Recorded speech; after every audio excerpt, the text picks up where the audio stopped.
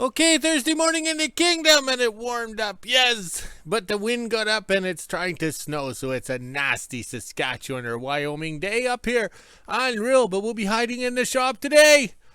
It woke up to minus 17 Celsius, but feels like minus 28 because of the nasty wind. Yes. And then on the yo-yo scale, +1 Fahrenheit. Ooh.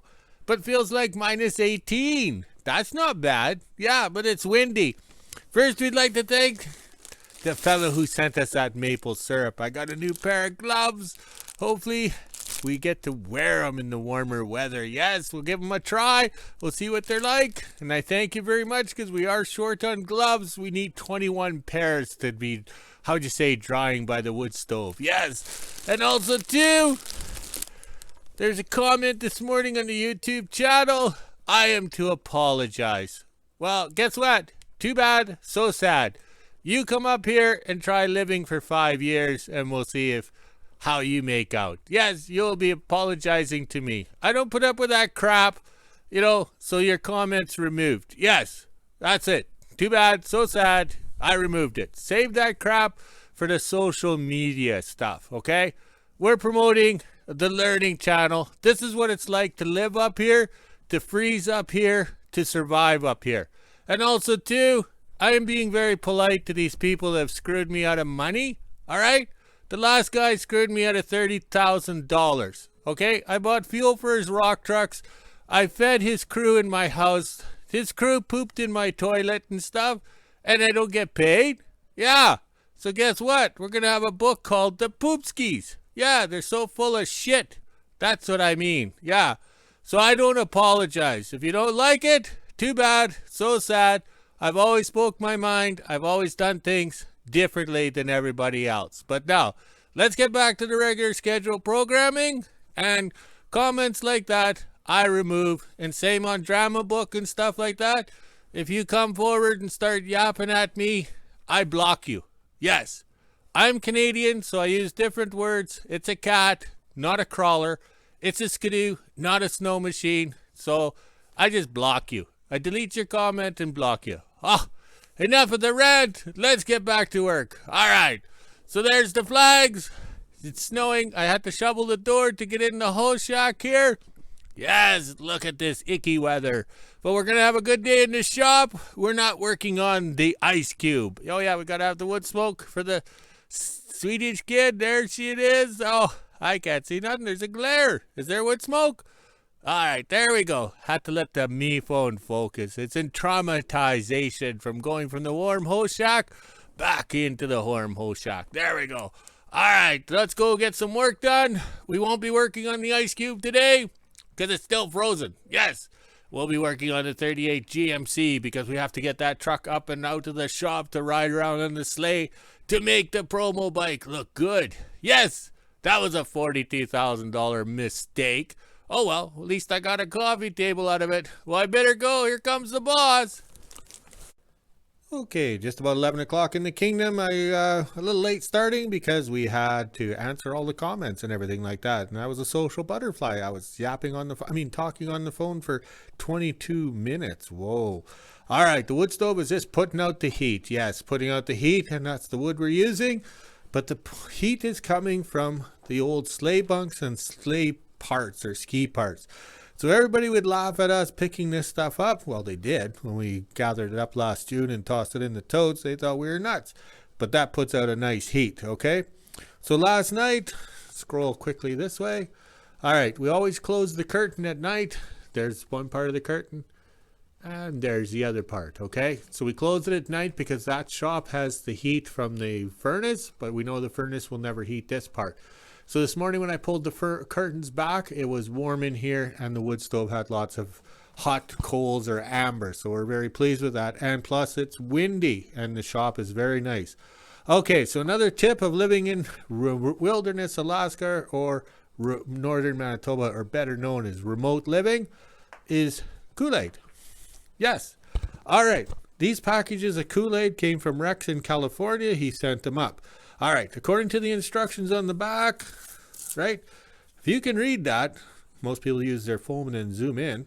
Okay, it says 1 cup of sugar for this little package in the big jug. Okay, we make the big jugs of Kool-Aid. We don't make them, and we always pour the big glass because you're never going back for a refill, right? So there's the cherry Kool-Aid mixed with sugar, but we only put half a cup of sugar in because we add the titty vodka, right? Okay, so this is sweet. So this here, when it's added to the cherry Kool-Aid, oh, focus. All right. So that when it's added to the cherry Kool-Aid, gives it the sweetness, okay? So when I came up here to the Great White North or Wilderness, Alaska, back in the day, we arrived in WHO-ville to bid a job on tearing a mine site down, and we stopped by a place and the people knew us or whatever, so they offered us a drink. So the fellow asked if we wanted rum or rye, and I said rye. And the fellow never asked if I wanted Coke or Pepsi or 7-Up. He came back, served us a glass of cherry Kool-Aid, and the rye was inside. So that's when we learned out how to drink like a true professional in the Great White North or Wilderness, Alaska, here in Northern Manitoba, is you can't afford the mix. The mix is too expensive, so that's why you buy the packages of Kool-Aid. Don't put as much sugar in, and your mix being sweet, your beverage being sweet, will sweeten up your drink. All right, so it's a nasty day outside, so we'll be drinking cherry Kool-Aid and titty vodka and thinking about titties. Thursday morning in WHO-ville, it's just after 8 a.m. and I'm getting ready to head to work now. As you can see, it's snowing. It warmed up last night, which means we were getting snow. I'm not sure how it'll look at lunchtime when I come home, but we'll find out. Now it's time to let the dogs back in and head to work. 12 o'clock and I just got home from work. My little helper showed up with a pizza and I put that in the oven now, so I'll quickly eat that and head on back. As you can see, it turned pretty nasty out there. While I was working with the grade 1s this morning, it was a complete blizzard. Now it cleared up a bit, but you can see off into the distance that's going to get nasty again. Now it's time to head inside, let the dogs out, and make lunch. 4 o'clock and I just got off of work. I'm just warming up the skidoo right now so I can head on over to the kingdom and drop off my dad's supper and his bread and that and figure out what he's doing. I don't think we'll be doing much today because it is still snowing out here, as you can see. It kind of cleared up a little bit. I had a good day with all the kids and stuff. Now let's get going. Little after 4 p.m. and I just made it to the kingdom. Came to drop off all of his dog treat cups to be reused, and I also have some bread in there for him, so I'll bring this inside and head down to the shop. It is snowing pretty good out here still, as you can see. Now let's get down there. My dad's in the shop tinkering around. He's actually building a grill right now for one of the trucks. He asked me to fill the wheelbarrow for him, so that's what I'll do, and then I'll drag it back into the shop, but I'm pretty sure that's all we're going to do today. Little after 4:30 and I just made it back from the kingdom. My phone actually died after I did the recording about filling up the wheelbarrow, but I was able to get it done and put it back in the shop for him, and he said that was all for today. So I came home, put the skidoo away. After I did that and I was waiting for my phone to charge, I shoveled off my steps and my railing here so I can see how much snow actually comes down. Now it's time to head inside, let the dogs back in, and get a fire going. 5:30 and this is the temperature we're sitting at today. It's negative 14 degrees Celsius, which is 6 degrees Fahrenheit. We even had the feels like on the bottom. Other than the snow that's been going on most of the day, it's actually kind of nice. I wasn't too cold. I was actually sweating when I went to the kingdom today in my skidoo suit. Now it's time to head inside, let the dogs out for 5 seconds because I doubt they'll want to be out with all this snow, and get a fire going. Almost forgot to mention that Johnny will be in tomorrow, hopefully, with dog food and a few other things for us from the south. Thanks to Sir Rodney for sending all that up to us. We'll see if it comes in tomorrow because of all this snow here. It might take him a little longer, but that's okay because I don't work. There is no school tomorrow because of meetings and stuff, and since I'm just an EA, I'm not needed there, so that works perfectly for me. I can be at home waiting for Johnny. Almost 6 o'clock and I'm down in the basement getting my wood stove going now. I threw in a couple toothpick trees and some core boxes just to get it going here. Then I can put some big stuff in. Now it's time to head upstairs, let the dogs back in, make supper, and end my day.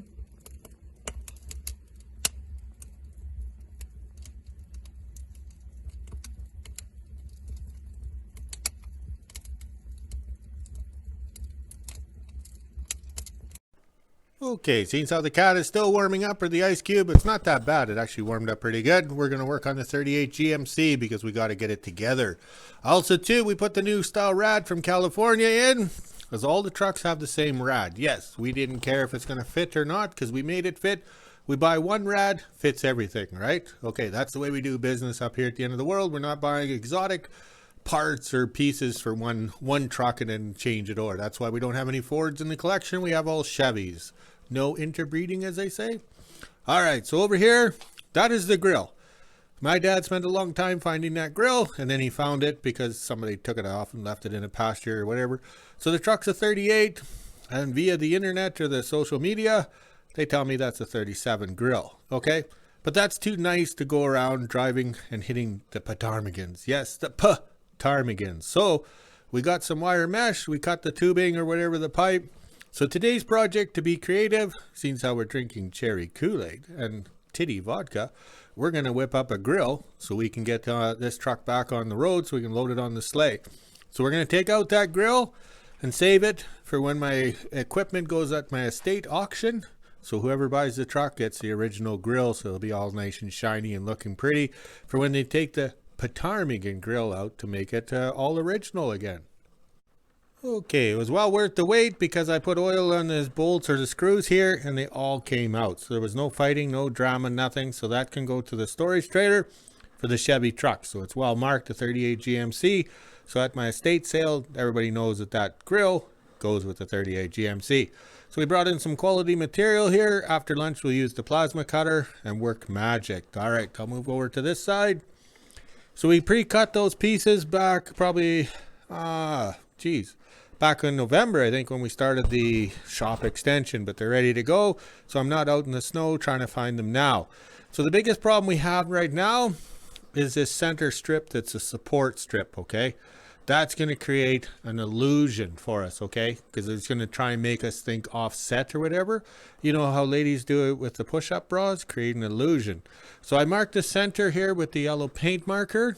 And the first thing we got to do is we got to get the magical first one in, okay? So it's got to fit in here and fit. All right, so that's what we're going to do because that's how we did it on the other grills. And I have my blueprint from the other grill, so that's the measurements I'll be following. So I have to create an illusion that this grill is straight and not crooked or anything like that. So as long as the titty vodka and the cherry Kool-Aid with the sugar, or half a cup of sugar, kick in, I think this will be an easy project. Okay, after lunch in the kingdom, and I'm not ashamed to use the Viagra stick. I needed a straight cut on here, so I clamped on the Viagra stick to keep it straight. All right. So this was on here like this, and we cut it. Yes, look at that nice cut. Plus with plasma cutting, you can, how do you say, it doesn't get hot like a torch. When you torch cut everything, that gets warm. All right, so here's the slide adapter thingy bob that comes with the plasma cutter, the ProPoint 30A we got from Princess Auto. Oh, this is, okay, focus. All right, it's highly modified. We shortened it. We ground the ends here, okay, right there, we ground it so it's closer to the thing. And then allow for your wood. I had marked on here 3/8 of an inch. I don't know what I was thinking, because when you get down to it, it's the top of the guide that's rubbing, so that gives you the 1/2 inch. Okay, so that worked out pretty good. And keep it straight, keep it level, and stay focused. Okay, between the Hobart Handler 100 gasless wire and the ProPoint 30A plus. I forgot the plus the first time around. I'm going to get reprimanded. Okay, this project's turning out very well. Plus the Kool-Aid and vodka mixed is really helping the creativity. All right, so we got this figured out.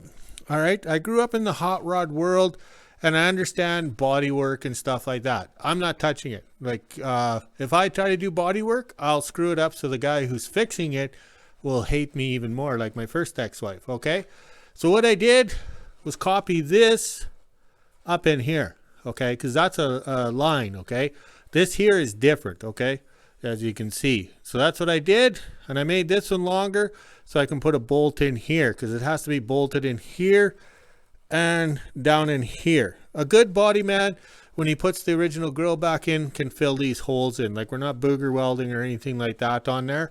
And these are the bolts that held the original grill in, so we can utilize that too with a piece over here, okay? So right now it's in temporary, and then down here, this here is kind of different and, how would you say, funky. So what we did was we pushed this down, okay? So the bottom was made as the top, and then we just moved it down because we want the same lines, okay? We're not going to get fancy and cut little divots and wowies and everything like that. We don't do that. Okay, so now to put my 3 main bars in, there's 1, 2, 3. I've taped nuts on here, okay? That's the way you do it, because the blueprint called for a 1/2 inch space. So you want nuts, because nuts are 1/2 inch, and no matter how many you grab or what size you grab, they're all the same measurement, okay? And then take your, see this little piece here is getting annoying. All right, okay. Focus. All right, there we go. All right, so now I got to push my nuts in or out to get this to be in the right location, okay? So that's why I'm using the nuts and using the black tape, because I'm creating an illusion that this is straight, okay? As you can see, here's the magic line here, but it actually looks like it's over. This peak turned out to be over, but I welded this over because the eye's going to see this, all right? Your eye's going to train in on this, just like cleavage, right? You focus on the cleavage, not what's around it. So that's what we're going to do now. So then we tack weld these 2 outside ones, and then we can start with the smaller ones, which are over here. And each one is going to be cut and fit to make it fit, all right? Because I can't pre-cut everything and hope for the best, because I'm creating an illusion that this grill looks straight, is straight, but it's not. I'm building a parallelogram. Oh, that's a big word for me. I better have some more vodka. Okay, I decided to put the small bars in or whatever to make it look good for, how would you say, afternoon coffee. Okay, according to the blueprint, we went from 1/2 inch up to 1 inch. Okay, oh, hand and eye coordination. Sorry about that. It's the vodka. All right, so these caps for plumbing or pipes or whatever measure in at 1 inch, plus I can control them, okay? So I know if I put the little grooves up like that, they'll be all the same or whatever, okay? And then I'm pushing them around to get the 1 inch space here, okay? Also too, if you notice, my nuts here went from being out, they got pushed in when I welded it. And this piece in the back is annoying for reaching around trying to hold it, but I have to leave that in for, how would you say, the complete restoration or whatever, whoever restores the truck back to original. Also too, these little birds, these ptarmigans, yeah, ptarmigans weigh a fair amount, and when they hit the grill of a vehicle, like, you pray that that little chicken, snow chicken's coming through the windshield of your vehicle, because the windshield's cheap and easy to replace. But if it takes out the grill of your new vehicle, okay, it takes out the rad, the oil, transmission cooler, all those coolers, the air conditioner cooler, whatever, like, you're looking up to 10 grand easily just by hitting a little chicken or a snow chicken, right? So that's why these grills are built so rough and tough for these old trucks. I think this is the 3rd one we've built now, and they've served us well. Like, we've hit quite a few of those little ptarmigans, yeah, ptarmigans, and they've never damaged any of my vehicles. These grills are designed to take the ptarmigan hit, and, well, too bad for the little bird, but that's a fact of life. Okay, let's go have some coffee with some vodka.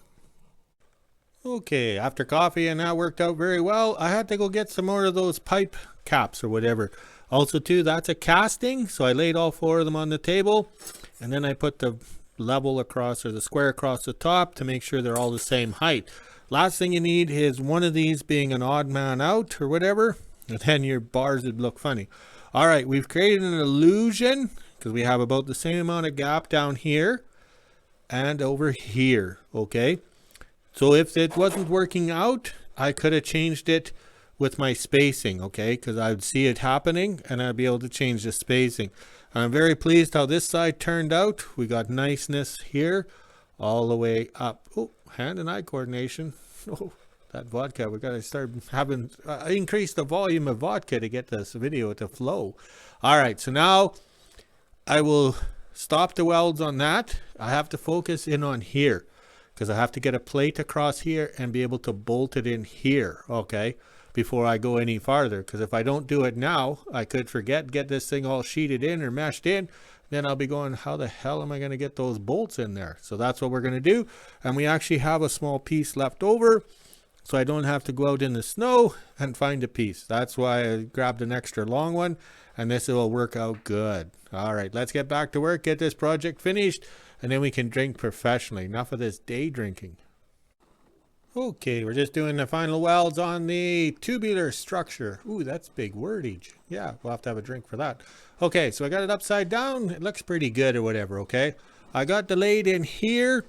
Okay, trying to get this to fit. It's degrees, angles, and the holes, bolt holes are straight or where flat on the inside. So the bolts actually go in an angle.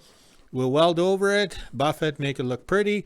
We did some good welds here. It doesn't look like it because it's the gasless wire. But the thing is we're not grinding it. We'll just buff it and get this thing welded. So the holes that were in the existing flat bar, we just welded them up. So I'm going to buff it, grind it, make it look pretty. And I think it's turning out well. So I turned it upside down so I could weld. Now I'll flip it around and weld some more and weld some more. Just like Dr. Seuss. Okay, 6 o'clock and we're down to the nitty gritty. Yes, trying to make the mesh fit. Also too, we chose mesh that is flat because you can actually get mesh that works good for road drags and stuff that has sharp edges on the side. I don't know what they're called, but it's the way they're made.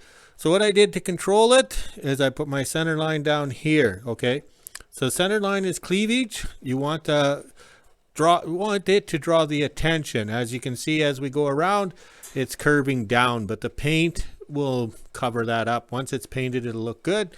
So down here, it changed out drastically. So then I'll trim this at an angle to match the top, okay? Nobody's really worried about the bottom piece because unless you run the person over, they're not going to see it, eh? So, and this is where the plasma cutter works good because you can just reach out, nip, nip, nip, nip, nip. Like cutting this out was just a godsend compared to using the torches, the gas, oxyacetylene torches. Oh, those were the memories. Now I can't even afford them. Okay, 7 o'clock and I'm very pleased. I also learned something today using the Hobart Handler 100 over here, gasless. You got to change the tip. Once I change the tip to a new one, my welds increase better than when I drink the vodka. So I'm very pleased how this turned out. We got to put a brace on the inside to support it and stuff like that. But this turned out good. How in the hell did I manage to have this in the center and then line up the pipes to be on the V's or whatever, or the dippy doos, and then line up on the edge? And then same as over here. How that happened, I do not know. I've built a couple of these already, and this is the first time it actually lined up, being true, being square, and stuff like that. But then again, I'm also using better equipment, better tools. The plasma cutter, we've never really used it, and we're finding it so handy, just like sliced cheese. And once again, the Hobart Handler 100 on a gasless, I'm impressed, especially with that small tip not having the nozzle on. You can get it right in there. Also too, when I was welding this is conduit, the electrical conduit from the shop. And we dug it out of the ceiling, everything back in November. So this is thicker material. This is very thin. So what I was doing is starting my weld here and dropping down. So that's what I did. And I did a series of puddles, okay? Because you can't do a serious bead because it just blows right through. If it blows right through, you just take your filler rod. Oh, I don't know if you can see it. There, filler rod, and just like oxyacetylene, put it in there and MIG weld it in. Just start puddling and that'll correct your little boo-boo. Just like that Bob Ross when he paints in his pictures with his 3-inch brush, paints some happy trees. Okay, we're now outside, and this is the 38 Maple Leaf truck, and we did this Ptarmigan grill. Yes, Ptarmigan grill back in 2012. So that's the style we were using, and doing 3 bars in the center, and then you do the spacing. All right, let's go check on the other one. Okay, I walked over here to the 39 Chevy. This is the first grill we did back, I think, in 1999. Yes, 3 bars in the middle and such like that. So it served us well. It's how would you say, it been abused by the Ptarmigans, so it worked out well. Okay, I stocked up the wood stove. Now to go walk the dogs. We got a fair amount of snow here, so the staff doesn't have to work tomorrow. So I guess we're gonna have to plow some snow with the curse of reverse to see if the curse has been lifted. And the flags are tangled up as usual, but at least we know where they are and they're safe. All right, let's go walk the dogs, drink some more vodka with cherry Kool-Aid. That is so tasty. All right, talk to you later.